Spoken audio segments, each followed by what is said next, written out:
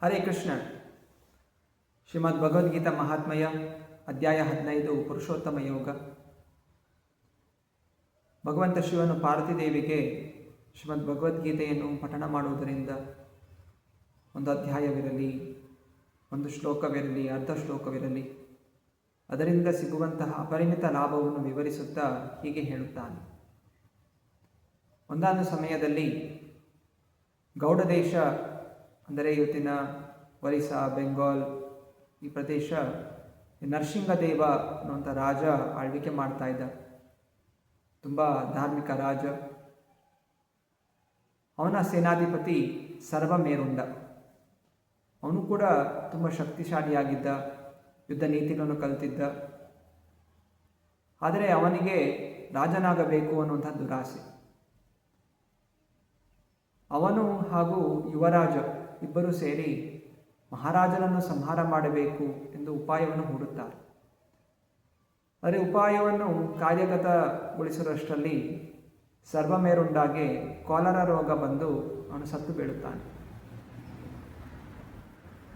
ಆ ವ್ಯಕ್ತಿ ಸಿಂಧೂ ದೇಶದಲ್ಲಿ ಒಂದು ಕುದುರೆಯಾಗಿ ಹುಟ್ಟುತ್ತಾನೆ.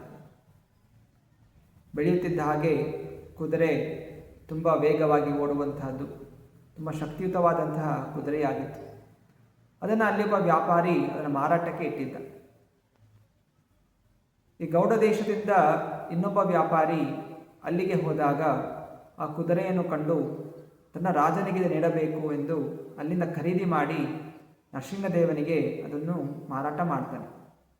ನರಸಿಂಹದೇವ ಕುದುರೆಯ ರೂಪ, ಅದರ ಶಕ್ತಿ, ಅದರ ಓಡುವಂತಹ ವೇಗ ಕಂಡು ತುಂಬ ಮೌಲ್ಯವಾದಂತಹ ರೊಕ್ಕದಲ್ಲಿ ಅದನ್ನು ಖರೀದಿಸುತ್ತಾನೆ.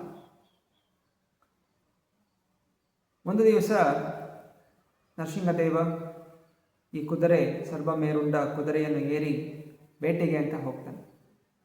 ಬೇಟೆ ಆಡ್ತಾ ಆಡ್ತಾ ಆಡ್ತಾ ತುಂಬ ಕಾಡಿನ ಒಳಗಡೆ ಪ್ರವೇಶಿಸುತ್ತಾರೆ. ತುಂಬ ಹೊತ್ತು ಬೇಟೆ ಆಗಿರೋ ಕಾರಣ ಅವರಿಗೆ ದಣಿವಾಗುತ್ತೆ, ಸುಸ್ತಾಗತ್ತೆ. ಒಂದು ವೃಕ್ಷದ ಕೆಳಗಡೆ ಅವರು ವಿಶ್ರಾಮವನ್ನು ತಗೋತಾರೆ. ಹಾಗೆ ಜೋರಾಗಿ ಗಾಳಿ ಬೀಸುತ್ತೆ. ಒಂದು ತಾಳಪತ್ರೆ ಹಾರ್ಕೊಂಡು ಬರುತ್ತೆ. ನರಸಿಂಹದೇವ ಏನಿದು ತಾಳಪತ್ರೆ ಎಂದು ಅದನ್ನು ತೆಗೆದು ಅದಕ್ಕೆ ಕೆಲವು ಶ್ಲೋಕಗಳಿರುತ್ತೆ, ಅದನ್ನು ಅರ್ಧ ಓದ್ತಾನೆ.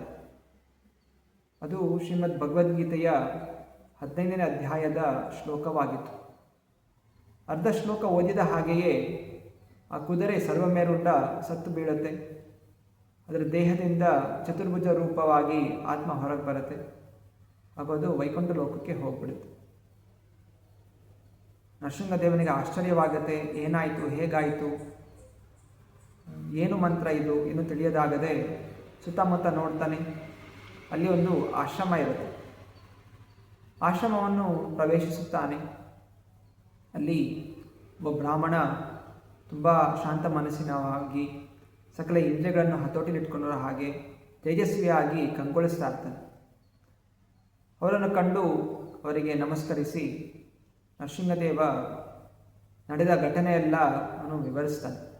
ಆ ಬ್ರಾಹ್ಮಣ ವಿಷ್ಣು ಶರ್ಮ ತನ್ನ ತಪೋಬಲದಿಂದ ನಡೆದ ಘಟನೆಯನ್ನೆಲ್ಲ ಚಿಂತನೆ ಮಾಡಿ ನರಸಿಂಹದೇವನಿಗೆ ಹೇಳುತ್ತಾನೆ, ಆ ಕುದುರೆ ಹಿಂದಿನ ಜನ್ಮದಲ್ಲಿ ನಿನ್ನ ಸೇನಾಧಿಪತಿ ಸರ್ವಮೇರುಂಡ ಆಗಿದ್ದ. ಮೋಸದಿಂದ ನಿನ್ನನ್ನು ಸಾಯಿಸಬೇಕು ಅಂತ ಚಿಂತಿಸುತ್ತಿದ್ದ. ಅದೇ ಸತ್ತು ಕುದುರೆಯಾಗಿದ್ದ. ಅರೆ ಇಂದು ನೀನು ಭಗವದ್ಗೀತೆಯ 15ನೇ ಅಧ್ಯಾಯದ ಅರ್ಧ ಶ್ಲೋಕವನ್ನು ಓದಿರೋ ಕಾರಣ ಅವನು ಪಾಪಗಳಿಂದ ಮುಕ್ತನಾಗಿ ವೈಕುಂಠ ಲೋಕಕ್ಕೆ ಹೋದ.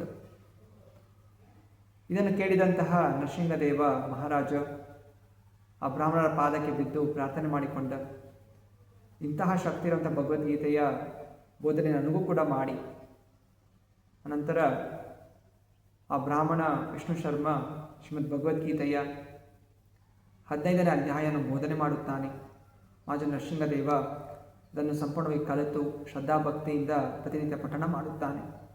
ಕ್ರಮೇಣವಾಗಿ ನನ್ನ ಹೃದಯವು ಸಂಪೂರ್ಣವಾಗಿ ಭಕ್ತಿಯಿಂದ ತುಂಬಿ ಅವನು ದೇಹತ್ಯಾಗ ಮಾಡಿ ವೈಕುಂಠ ಲೋಕಕ್ಕೆ ಹೋಗುತ್ತಾನೆ.